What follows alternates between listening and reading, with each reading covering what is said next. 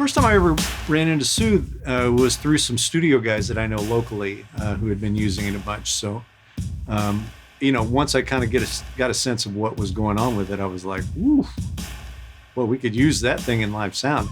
If you're trying to describe what does Soothe do to someone, simple example that we would all know is, a Telecaster and a Fender Twin, and it takes off and bites your ear off.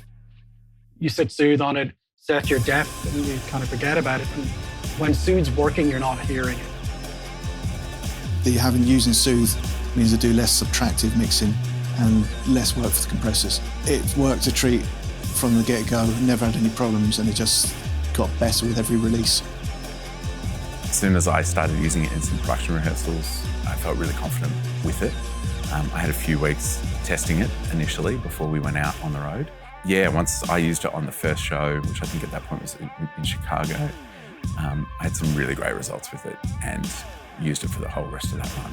Every day after line check, I was using the plugin, tried to overuse it and see if I can make it, get to crash, whatever. I couldn't, and after 2 weeks or 3 weeks into the tour, it's like, okay, I'm gonna use it.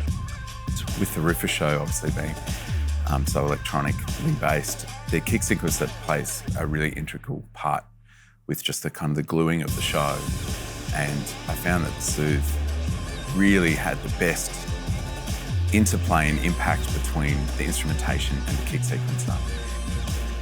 And also on the DJ, which was interesting, because he played some quite extreme stuff, like 50s Latin records and things like that have some pretty crazy percussion stuff on and things.